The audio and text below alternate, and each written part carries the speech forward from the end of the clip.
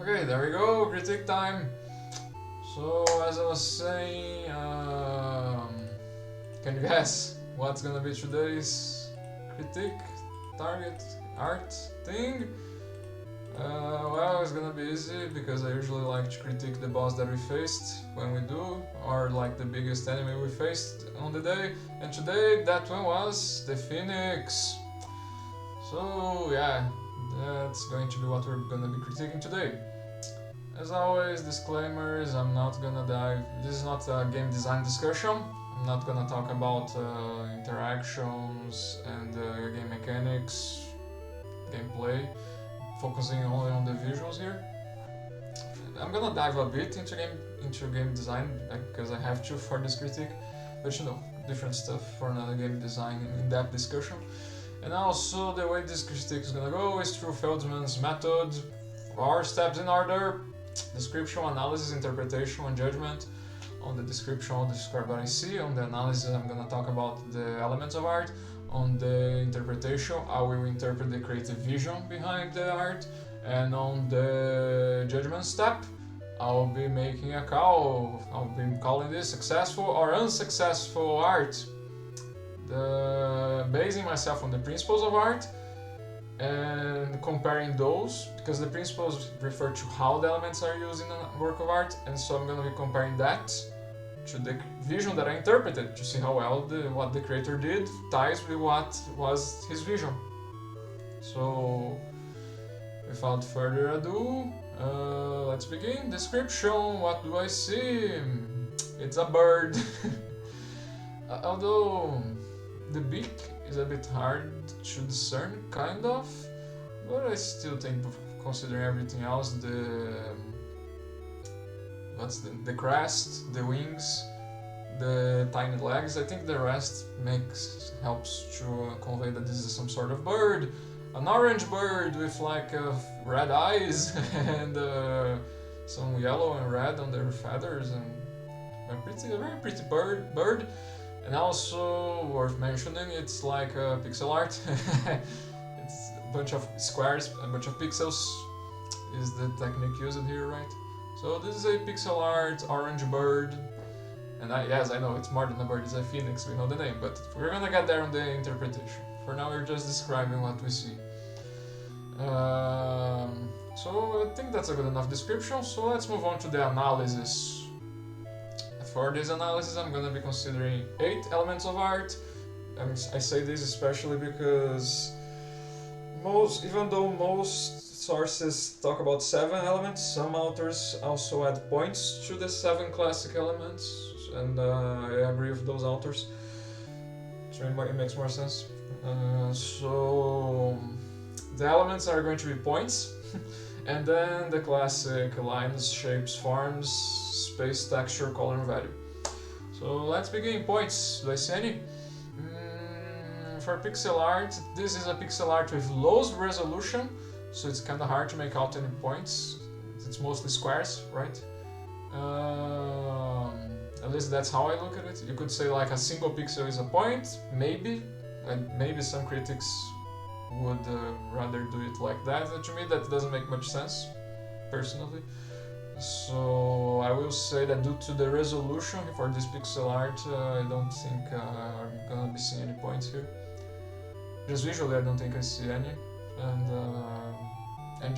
I don't consider single pixels for this art to be points, rather squares or other stuff, other shapes. So that's it for points. What about lines? For lines, I don't think I see any sort of outline here. Also, it's the shapes, the pixels are in direct contact with each other. This is not like fake pixel art, let's say, where you draw an outline. The pixels are directly there. And although you could have like real pixel art with lines, you know, if you have, especially with higher resolutions, you can have like smaller pixels to make out the lines and the outlines or whatnot. But in this case, and I guess that can happen even with low resolution pixel art. It's just maybe harder, perhaps, to do that. But anyway, yeah. But for this one, I don't think I see any lines.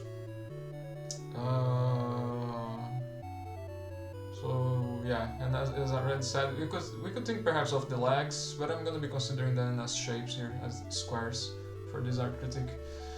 So no points, no lines then. So what about shapes? Shapes we can't get away from. As I said, there are squares, there are pixels, but if you're gonna make a more in-depth analysis here, I would say you have like rectangles for the feet, you know, have this. Sometimes are squares, sometimes are rectangles, right? Depends on the part of the animation cycle. I guess okay, so for this, how should I do this? I don't know. I guess I would go with the frame where the phoenix is with the crest down, then it would be squares there.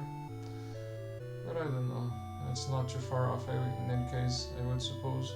But other than that, I see, so everything is pretty, there's a lot of straight lines and a number of,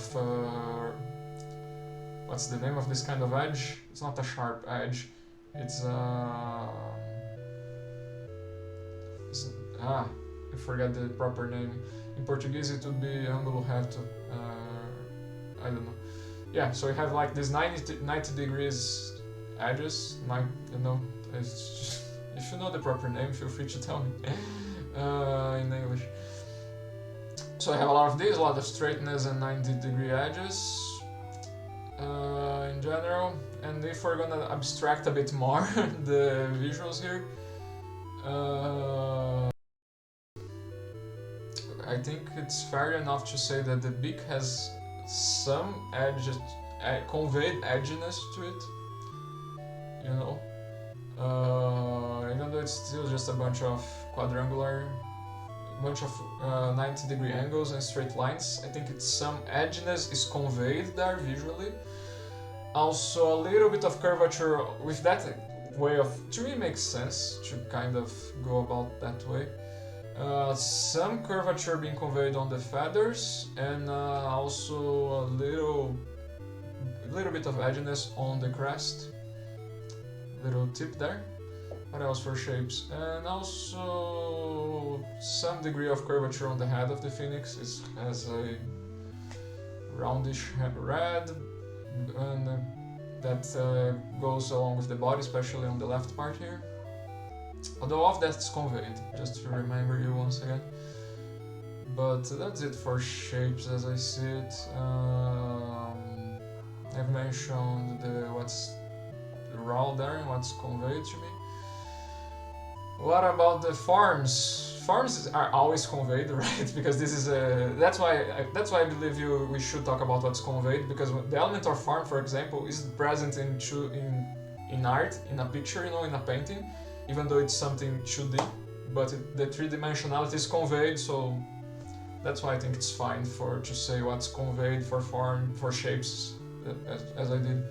So yeah, forms. What are the forms that I see here, conveyed by the very nature of that element of art? I didn't remind you this time, but yeah, that's the difference between shapes and forms. Shapes are always 2D, forms are always 3D for the elements of art.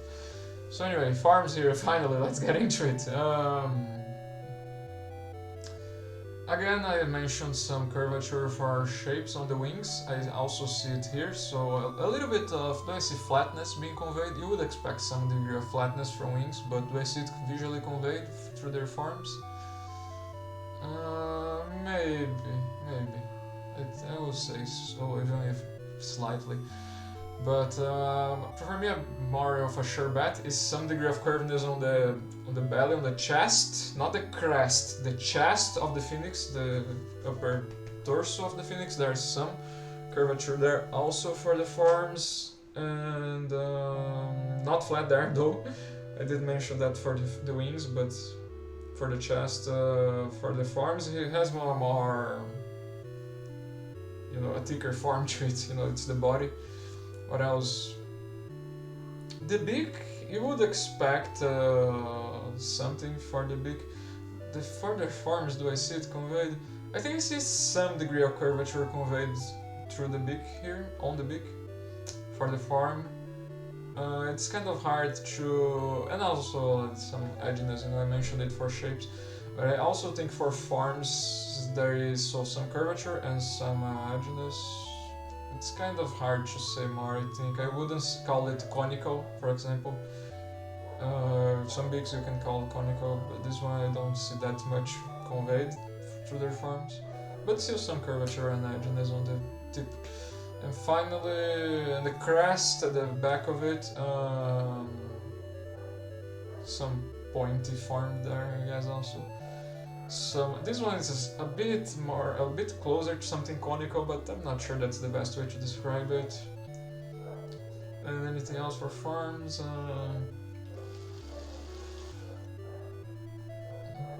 No, and I think also some small, tiny forms for the feet here of the phoenix. But I think that's it. So if that was it for forms, what about space? The element of space. Not much to go around here. I see like some small space like on the sides of the heads of the phoenix and above the feathers.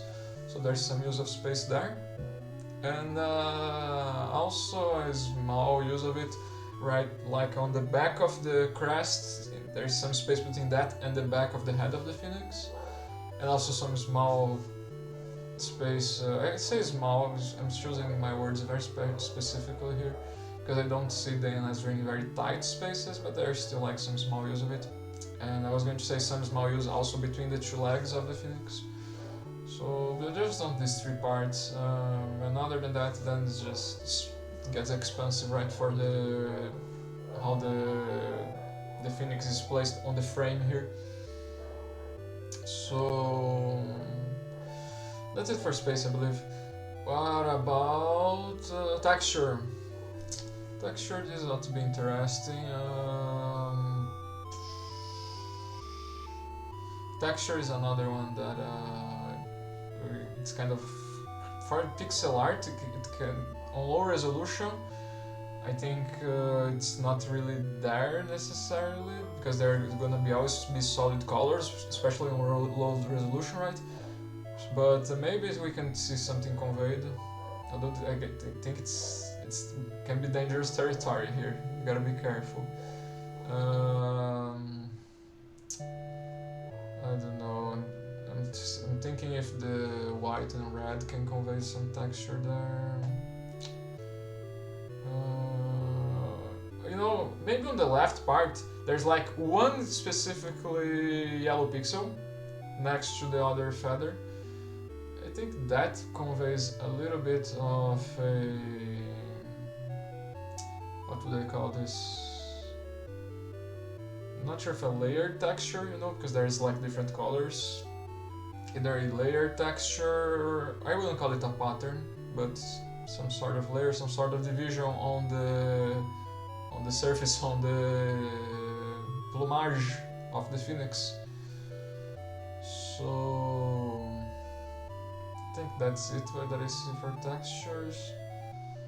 Because the rest, again, is a bunch of solid colors, and especially with low resolution for pixel art, it can be hard to see textures being conveyed. Not impossible, because we did see something like that when we did a critique for the glob, for example. You know, with the indented teeth of the glob. So that's an example of how you can convey textures in pixel art.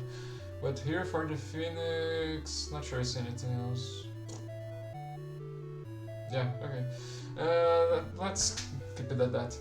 So that's it for texture. What about color? Color is gonna be easy, right? Because again, low resolution pixel art.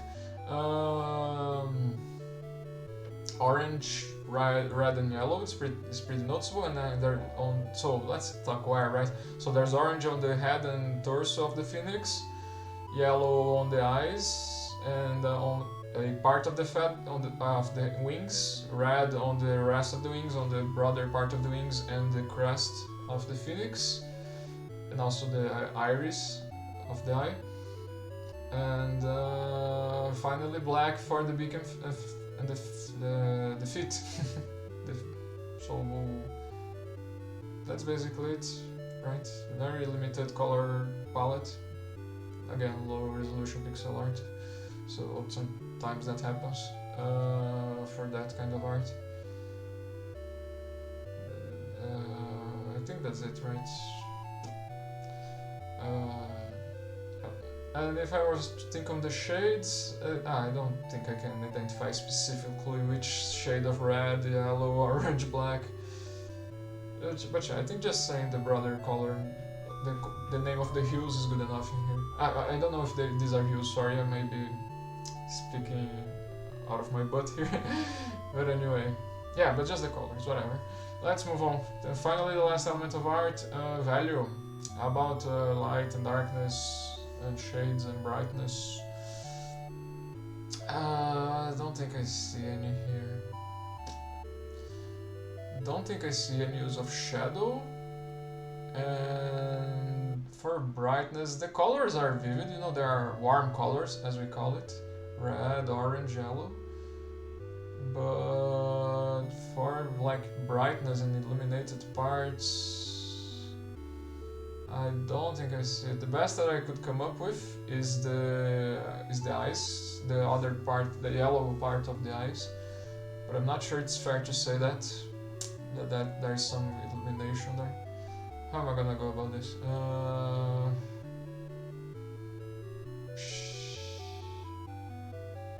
I guess I will. I don't know. I guess I'll say it's not. It's so there's no use of value here. So that was it for the elements of art, for the analysis. So let's move on to the interpretation. Now finally we can say, oh, it's the phoenix. It's not just the bird. It's the phoenix, and we should take into account as much as we can. So for this interpretation, stuff like the name, stuff like the description, the spoken not be killed, it is impossible. But let's start with the basics, right? Let's just say that let's interpret this as a boss for Battle Fantasy V. Easy stuff, you know.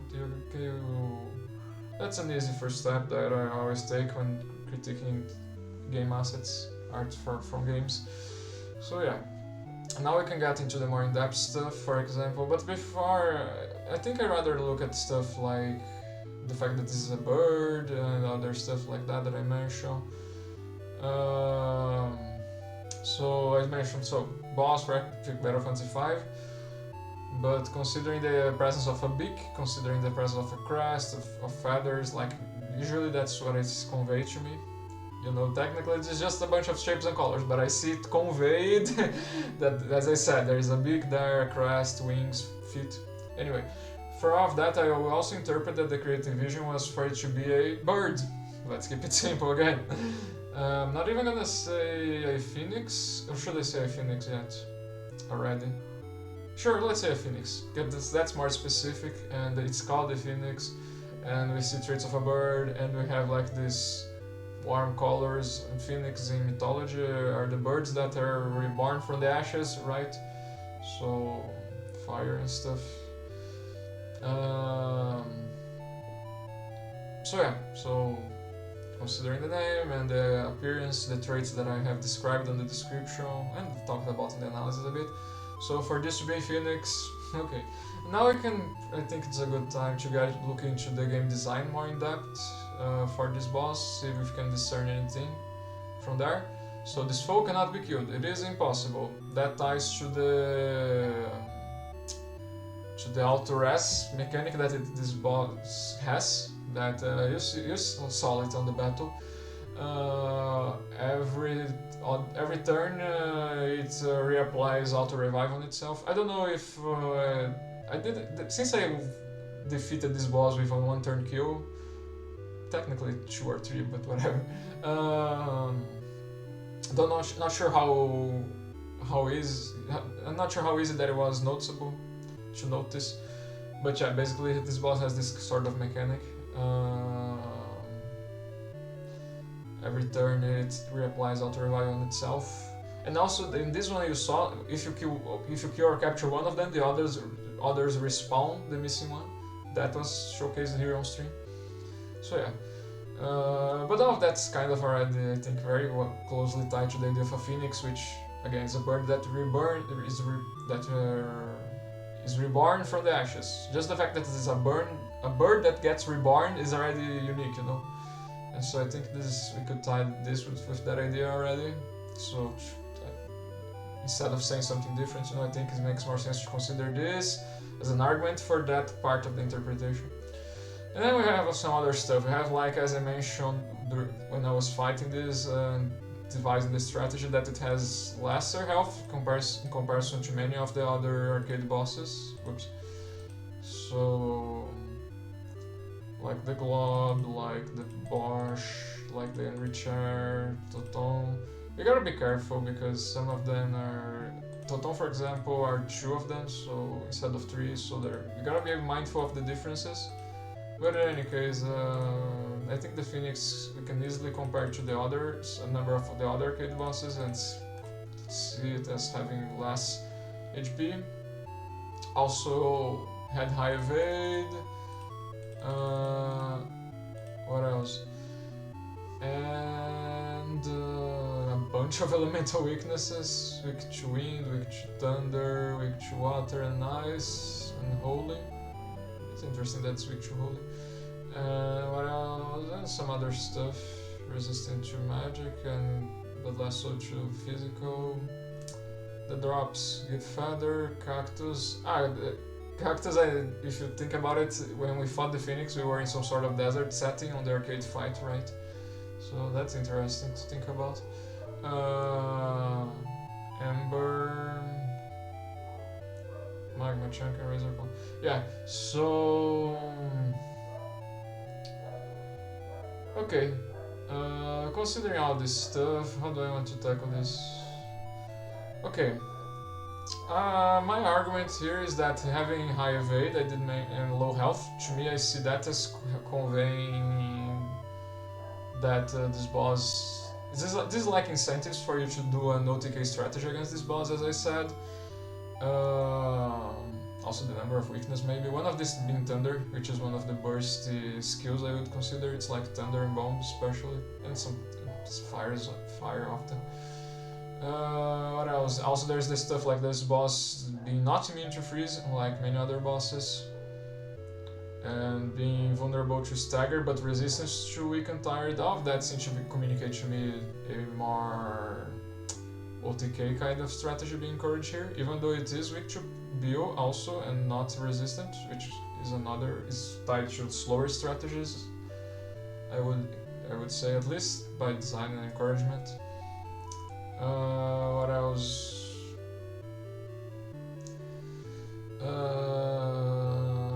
So yeah, for all those reasons, just in case you're curious, I say that low health and high evade encourages OTK. I mentioned this on stream. High evade I think encourages OTK because the limit breaks, the stuff that you usually want for an OTK, all of them have this high accuracy property. So then this one, for example, has super high accuracy, so you know, ties well in helping you deal with the enemy if you prepare yourself and know what you're doing. And also the low health is kind of important for that, because if it's an OTK, it's very important that you cross the threshold of the boss health, because if you don't, then depending on how much you invested in it, then you get screwed, then the boss backlashes and you die. So very important to cross the threshold on fast strategies, 1TK, 5-turn Q strategy, as I mentioned on stream. So yeah. Anyway, all of that to say that, okay, is that gonna fall into the vision somehow? Yeah, what I'm thinking is that should be all about, I think that's somewhat part of the vision. So the idea of, but how should I phrase this? The idea is a boss that's like weak. It has high evade, so you just like do a very strong attack once to kill it. How should I phrase this for division? What I'm thinking is something like birds are somewhat fragile, you know, in nature. There are kids who kill birds by throwing rocks at them, but if you throw a rock at a lion, then the lion does not die easily, you know. So and that's even part of the bird's biology, because their bones are hollows to make the birds lighter to fly, and they have also do I remember the name? Pneumo something sacs inside of them, parts of their body which they fill with air just to make them lighter to fly. So of those things that helps a bird fly also make it more fragile, many birds. And so the phoenix is a bird. So now I just wonder if this whole idea of a fragile thing is like, should I consider this a part of the idea of a phoenix or separate? You know, how should we go about this interpretation?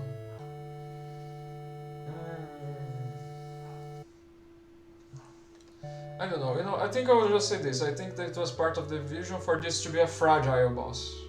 You know, that should kill in one turn. You know, as I said before. So, and I guess maybe we're gonna later see that kind of logic with like, oh, birds are weak, birds are fragile, relatively speaking. And so on the principles, on the judgment step, maybe that's the logic that we're going to see. But anyway, so let's separate this from the phoenix and just say that this is supposed to be a fragile boss. But with high evade, you know. Also because if on the judgment step, if the altar fails on the phoenix part, hypothetically speaking, because you know, maybe we can already have some guesses here, and maybe they're gonna be right, maybe not though. The idea is if the altar fails to convey that this is a bird, phoenix, then they can still convey it as a fragile boss through other means possibly. So we're gonna get there. But for now, what's important is that I'm gonna be making so a fragile creature, fragile boss, as a separate idea for the vision. And I was thinking here for the fourth idea of the vision. I was thinking for a fourth idea for the vision here, thinking on the drops, the fact that it's a cactus, and also the fact that on the setting where we fight this boss, which is on the desert, on a sort of desert. It even says, oh, you're crossing through the desert and some birds appear. So that makes me think that the idea was so desert should be like another idea for the creative vision here as an interpret. The idea for something that you would find in a desert, some sort of boss tied to a desert in some way, you know? Easy stuff. Tying to the drop of the cactus and the setting that we face it. And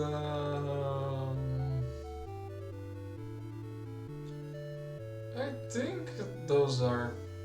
think that's good enough for an interpretation. So just to recap, the four ideas that I'm gonna be considering here for the vision will be a boss for Epic Battle Fantasy V, a phoenix, some sort of fragile creature tying to the strategy, the game design, and finally for something to be tied to a desert, from a desert, stuff like that. So those are going to be the four ideas for the vision that I interpret. And with that said, we can move on to the judgment step. For the judgment step, there are not much consensus from the online from what the principles of art are. Each designer, I think, follows their own ideas or something. But after my studies on this, I decided to consider 6, which will be movement, unity/variety, emphasis, contrast, balance and proportion.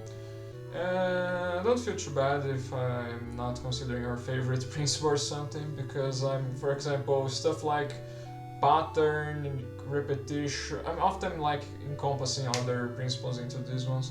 Stuff like pattern, repetition, rhythm, stuff like that I'm gonna be considering for helping with unity as methods to achieve unity/variety.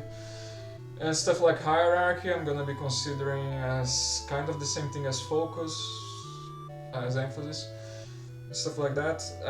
I'm just not gonna consider the elements of art as principles also, like some authors do. That's where I draw the line.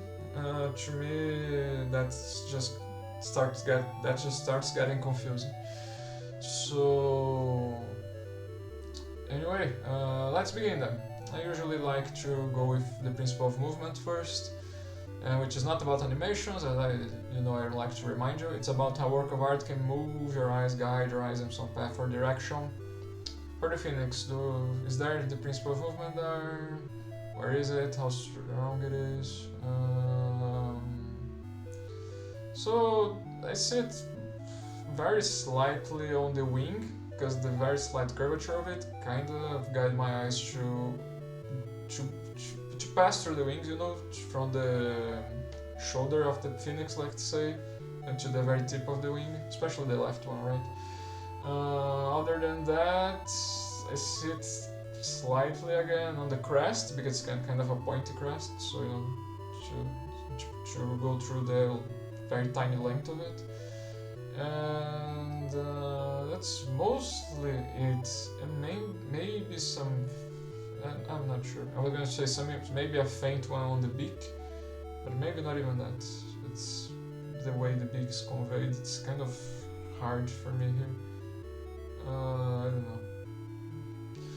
So that's it for the principle of movement. Does any of that help convey? Does any of that is tied to a boss for Epic Battle Fantasy V? Well, if you have watched my previous critique on the Robo, I believe a similar argument can go here, in the sense that the pixel art, the pixels are able to convey the principle of movement to me, so that easily means that we're looking at the pixel art, and the thing with pixel art is that there is a very specific set of enemies in Epic Battle Fantasy V, which are the arcade bosses of these bosses of them are made with pixel art. These not. Of these bosses are made with pixel art, so easily like having this aesthetic and noticeable with the principle of movement helping us makes it very easy to see this as a boss from Epic Battle Fantasy V, as one of the arcade bosses. Not to say that Epic Battle Fantasy V is the only game with that, but I think it's like close enough. I think it's working well enough for that. Also, let me see here. Also, there's, I don't know if this logic goes here. On a number of enemies that I have this critiqued before, the angles of the enemies I think helped also convey the game design of Epic Battle Fantasy, of enemies always being on the right side of the screen when you fight them. Classic Final Fantasy stuff, JRPG stuff. And sometimes that was conveyed visually, but I'm not sure if I would say that for the wings and the crest here. That helps convey the direction this boss is facing. I'm gonna say not for the movement, at least. Maybe for another principle. Okay, so just the idea that it's an arcade boss, and that's a thing for EBF5. Okay, what about the idea of a Phoenix? Easy, right? If the things that we're looking with the principle of movement here is the wing, one of the wings and the crest, those are traits of a bird, and phoenixes are birds. By the way, I always like to mention the elements that were used to help to achieve the principle. In this case, shapes, forms, color, and that's it, right? Since we don't have value, nor points, nor lines. And in this case, space and texture, I don't think it's conveying the principle of movement, but anyway. Traits of a bird, and also the colors being warm colors, red colors, I think also help a bit on the feathers and the crest. If the feathers and the crest had a different color, I think it would not help that much, but phoenixes they're on a number of depictions nowadays, being tied to fire, have warm colors to them, red, orange, yellow, especially red. So that's also helping there. so yellow and red on the wings and the crest. What about the idea for fragile boss, fragile thing? So yeah, okay, now we're gonna get into that. So these are traits of birds. Then my argument is that birds are kind of fragile things. You know, if you throw a rock at the bird, you might just kill it. If you throw a rock at the dog, you're gonna hurt the dog, but you know, harder to kill a dog than to kill a bird with a rock. And the real question is, are birds like a good example of something that's fragile? You know, I think yeah, sure. I think if, especially on this kind of game where there's stuff like robots and trees and stuff, so I think especially the comparison I think also helps in this case. For a bird should be something fragile, and so traits of a bird I think helps convey a bit this idea that this as a whole is something fragile. There could be exceptions though, if this was, for example, a robot with a bird motif, you know, then it would be like not go that way. But in this case, I think it's working out fine. Okay, so with this idea that I think that birds are like relatively speaking fragile things, and so you know, yeah, tying with that idea of division, low HP and stuff. Also there's the idea of high evade, right? I already did the interpretation, I could have said something for the high evade, but which could go here, something like, a very light and fragile creature, maybe, who knows. But whatever, let's just roll with what I have here. Maybe you can do an art critique and add the idea of the evade mechanic and something light, maybe. A suggestion, right? Because that's what I was going for if I was going to say it. But whatever, I don't want to right commit. Don't think I need to that much anyway. Whatever. For this critique. So yeah, fragile thing. I think is that the traits of a bird are also helping with that. What about the? When I say fragile, for many species of birds, you know, because I imagine there might be exceptions. But for the last idea of division, we have I did mention something that we would see in a desert. So, or tied to a desert, or anything like that. So now this is interesting. All we have is this idea of for the movements like wings and the crest. So okay, this is a bird, this is a phoenix. Okay, cool. And it is correct that some birds do live in deserts. Vultures, I think, maybe. Depends on the desert, you know. Again, I think in deserts from the United States, that kind of fauna is more common. Deserts from Africa and Asia, for example, I think are less likely for that kind of animal to live there. I don't know actually, but my guess. I haven't studied that yet. But in any case, so there are some birds who live in deserts. There are also... I'm thinking right now, you know what? I think I can do it. If I go... where is it here? Let's see if we can fight that boss again and look at the stage. I'm not gonna critique the stage, but it might help us. So it was like here, I believe. Also, I guess it's interesting that this part's kind of a desert also, this part of the map of the game. Although it's a bit farther, right? Because we have to get into this cavern to get there. Oh look, we have been here today already. Spoiler. And here's the bird. So... I also had forgotten that there is with the arcade, there's some lava near it. That's also interesting. Could have gone into the interpretation, but whatever. So this is the stage where we fight this boss, right? And again, it's a kind of a desert. You can see there are like pyramids. I have the timer, I can do this forever.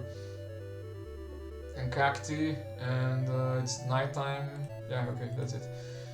I thought there was more details to it. But yeah, okay. So let's get back to where I was, just because. So okay, so there's this idea of something that you face in a desert for it to be part of the creative vision.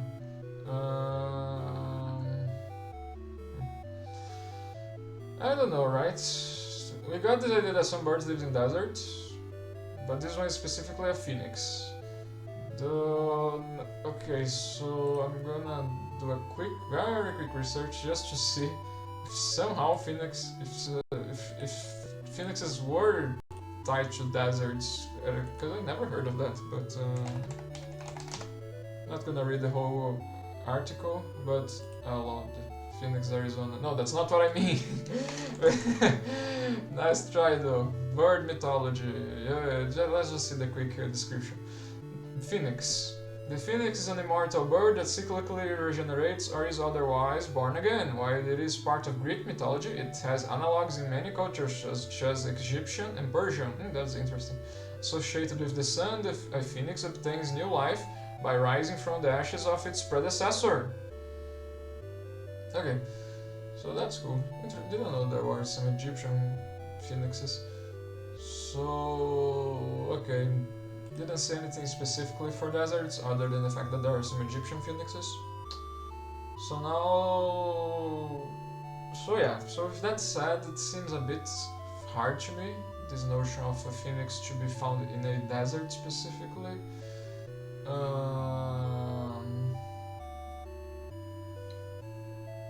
What I can think about maybe is that the desert is a very hot place, let's say, and phoenixes are a bird tied to fire, you know, are born from the ashes. But again, is that good enough for, you know, I don't know.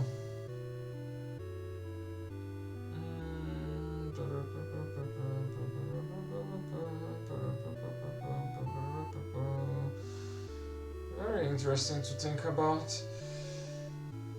This is the sort of situation where I keep thinking like, is the background good enough for it? Or so it's like a desert phoenix or something, but then it ought to be, there be something conveyed visually, right? Otherwise it's just randomly a phoenix in the desert or something. What's up with that? I don't know. Yeah, I don't know. Either way, let's just move on. So all of that said, I don't think I find strong ties to phoenixes and deserts. That's what, as I said, the best thing I can think of is like deserts are hot places and phoenixes are about fire, which, you know, burns, it's hot, and stuff like that.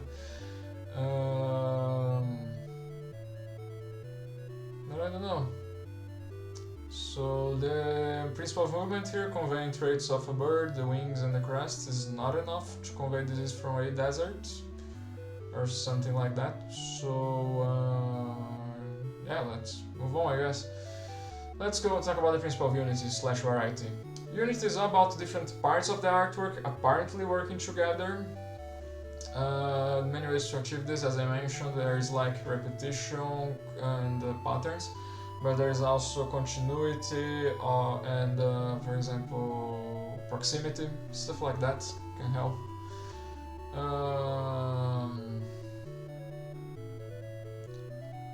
Yeah, and variety is the opposite of that, which is about. You can think of just the name, you know, if there's something unique. So, for example, the beak, I would say it's a source of variety because there's something unique there with its unique shapes and forms.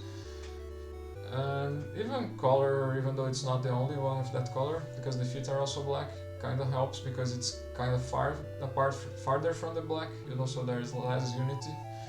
And for unity itself, I could mention the continuity of the orange for the whole body of the phoenix, repetition on reds for the eyes, the crest, the wings, stuff like that. We could mention repetition and proximity of warm colors, red, orange, yellow, you know, stuff like that. Of that are examples of unity. Even stuff like I mentioned curvature, there's like curvature on the beak, curvature on the wings, again repetition there. All those are examples of unity.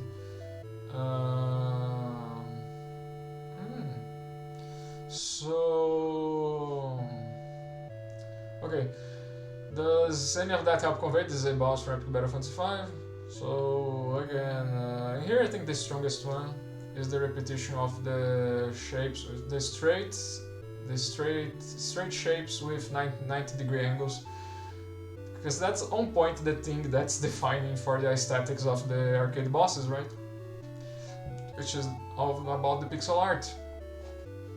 What else? Other than that, something that we could say that I think ties a bit to the idea of bosses being on the right side. Repetition on the yellow and the red for the wings. So it's not that their shapes and forms are being repeated, but their colors, the way they are repeated, and kind of the variety, the distance between it, you know. I think help in their placement. I think help convey more or less the angle that this phoenix is looking at you. So that it has like two wings, and so it's kind of sideways, a bit sideways, and with it looking to your left, you know. Stuff like that I think helps convey that, and so that communicates the placement of enemies. Enemies are always on the right side on the Epic Battle Fantasy games.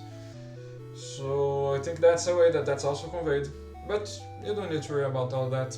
If you want, we can just say that again, the straight shapes with 90-degree angles, I think that's good enough. But it's nice to see something that ties to Epic Battle Fantasy, not just the arcade bosses. Okay, what about the idea of a phoenix?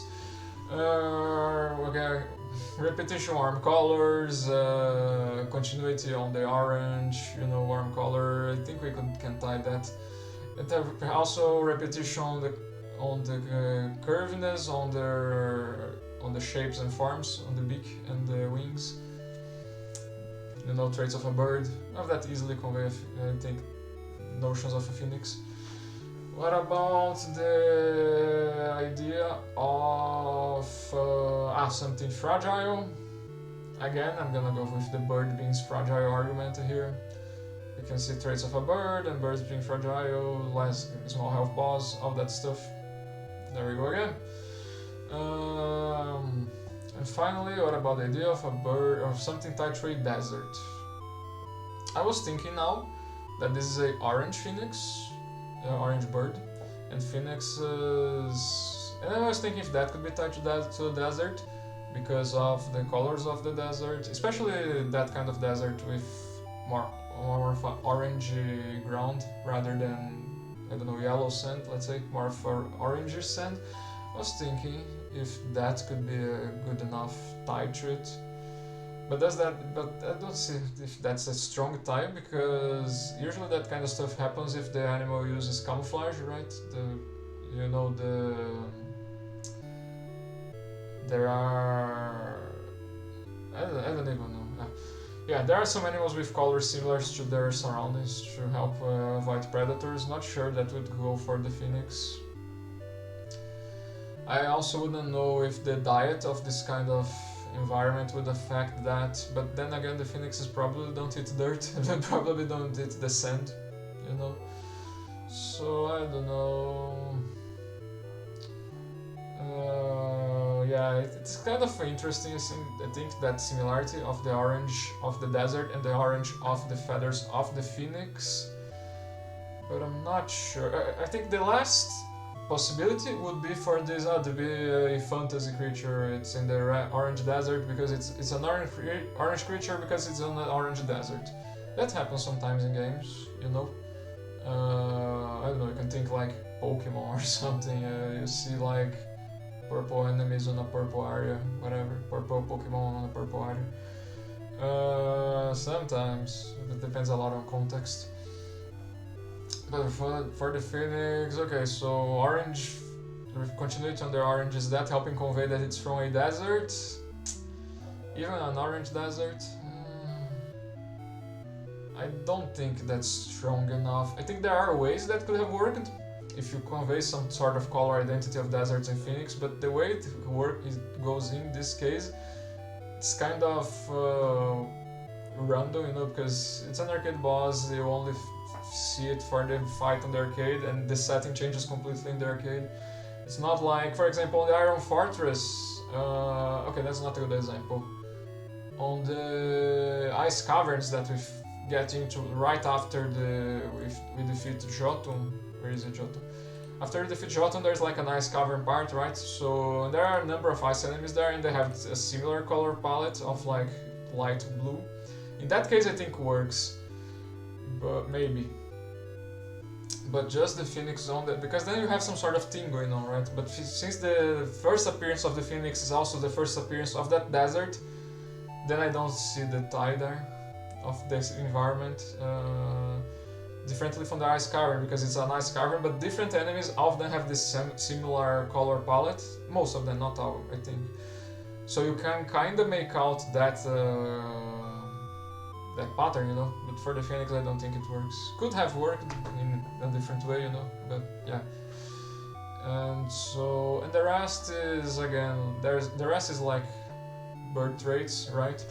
And I guess there was something that I did, and although I didn't see that helping convey this is from the desert. What is it that I was going to say? Right, I did mention there are some birds who live in deserts. Even though phoenixes, I haven't found anything that communicate that phoenixes lives in deserts. There are some birds who live in deserts. I don't know if some eagles. I kind of skipped that idea, right, when I was talking about movement. So, and now here we have again bird traits. The real question is, just having a bird in the desert, is that, does that make sense, I guess? Because some birds do live in deserts. Eagles and stuff, you know, I don't think any birds live no birds live underwater, for example, you know, but some birds live in deserts, so just that environment, is it good enough?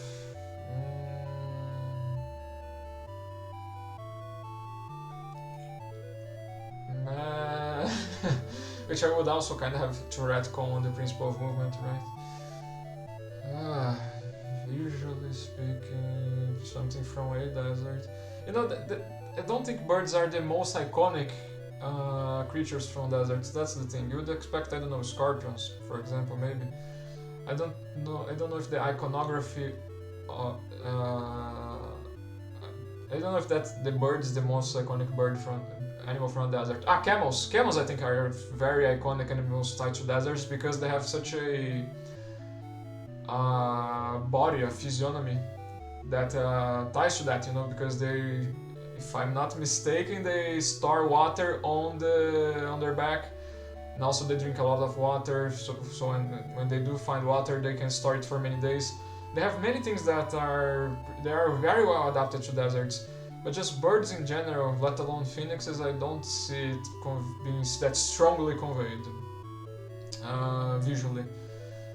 What we could say is that it's not like too far off, you know. So to be a bird in a desert is still there. Again, I just don't think it's conveyed visually that this is from a desert. But it could be, right? So of this to say, but now we got in an interesting situation. The real thing is not whether or not this is from a desert. The real question is, are birds from deserts like iconic, easy to see that they are from a desert, you know? Because camels, as I said, have like their hunch on their back are an iconic thing tied very well to living in a desert. Birds, I would have to like research about birds and see if the birds who live in deserts have anything very unique that allows them to adapt to the deserts. I don't think there is anything from the top of my head. I would have to research. But okay. But then actually we reached some sort of argument. So if birds from deserts do not communicate visually that they are, adapted to deserts, then this could work, I guess. So okay, so it's whatever the fact that we have found bird traits. Now the question is, if we find anything that conveys that this is something adapted for a desert. This is getting confusing. Give me a moment, please. Oh my god.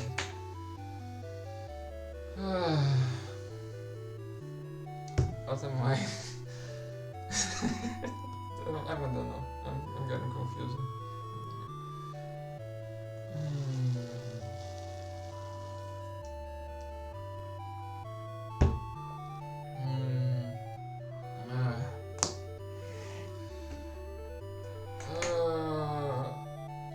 Okay, I will just say this.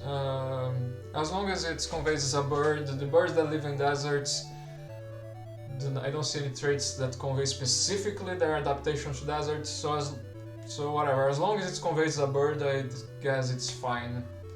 Because birds in deserts do not scream at you that they are adapted to live in deserts. So yeah, okay. So in that case, guys, I'll retcon the whole idea of the principle of movement not helping. So again, bird traits helping convey that this is possibly from a desert because it's a bird and birds live in deserts, and etc. And unity, same deal. Let's just move on, right? Let's talk about contrast, about differences in an artwork. So for contrast here, I would say contrast in the forms, especially of the torso and the wings. Some on the colors, yellow and red also, and especially black. And stuff like that. Also contrast on the beak, on the forms and shapes of the beak and the head and the body. So again, we can notice the pixel art easily, so helping convey that's an arcade boss. And again, contrast, I see it from traits of a bird. So again,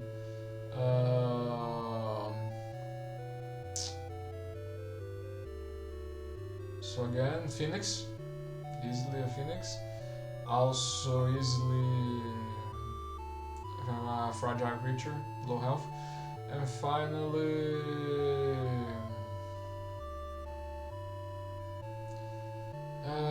can work in the desert, I guess. Okay, because some birds live in deserts. What else? What about the principle of emphasis? So what about there being some sort of focal point in the artwork? Let's see here for emphasis. The beak probably. It has the contrast in color and shapes, I think is helping. It's kind of in the middle, and contrast in color, unique shapes and forms, all of that helps for emphasis. Again, we're noticing the pixel art, arcade bosses. Again, bird traits, so help convey a phoenix, help convey what's the name of it? Help convey a phoenix, help convey something fragile because birds are fragile, and help convey that this is possibly a desert creature because some birds live in desert. Okay, that's it for emphasis. What about balance? About there being some sort of state of equilibrium or tension in the artwork. Don't think I see any tension here whatsoever, neither equilibrium or lack thereof, so I don't think that helps convey, since everything is basically visually balanced. I don't think that helps convey the creative vision at all, that is an arcade boss or enemy frag battle or whatever. Don't see that tied whatsoever. And neither the idea of birds, let alone... Okay, so let's go one at a time. So phoenixes are like usually about equilibrium or tension? I don't think so. Or not about, or lack of the equilibrium, lack of tension, neither, so whatever. What about the idea of... what is it? Something fragile, again, balance, tension. Tension could maybe help that, with that, you know, if the something looked that's tensioned and about to break, but I don't see anything like that here. And finally, the idea of the desert, again, nothing, because just being visually balanced, I don't think communicates birds in the first place, let alone things from deserts. And finally, we have the principle of proportion, about different sizes, and I also look at unique some parts with unique dimensions in the art. I don't think I see anything with very unique dimensions here, worth noticing. And for the sizes of things, I would place things in scales to make things easier for me. I would put like the body of the phoenix, the head plus torso in a scale. After that, the wings, I guess. After that, the beak, and after that, the crest and the feet, I guess. And lastly, the eyes. So does all of that help convey?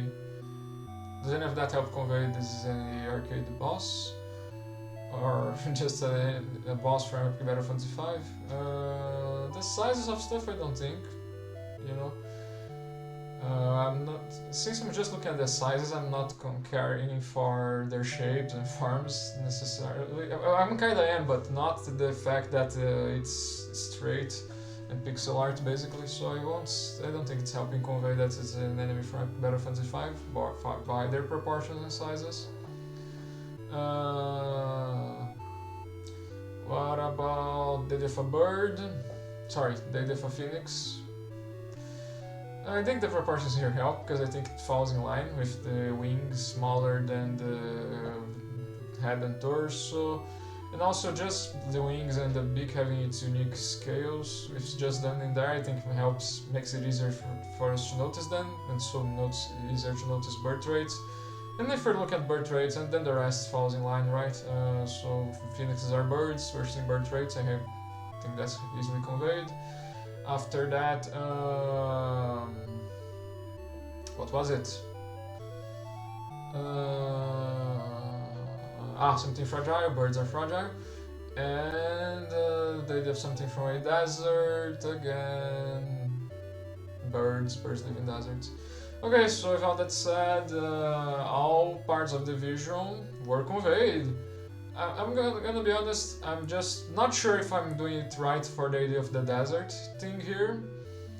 If I should be that allowing, let's say, for just the idea of bird, and there are birds in deserts, for that to be enough. I'm not sure if I'm doing the analysis right here. It's just that I was thinking like the opposite. So does that mean that every bird from the desert should communicate they are from the desert and stuff like that? I was thinking with the whole camel argument. I don't know. This critique, I may be wrong on this part, but whatever. If I'm wrong, I hope you correct me. And I'll just finish this. From what I said for this critique, I'll be calling this a successful work of art. If I'm indeed correct in my logic here, congrats, Matt. You did it. You conveyed everything.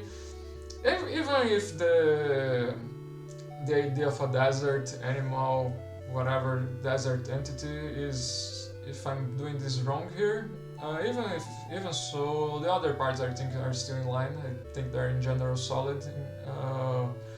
The arcade bosses, iconography, the angle of the enemy, and also, you know, birth rates easy for Phoenix, and also the idea of birds being fragile and tying that to the low health.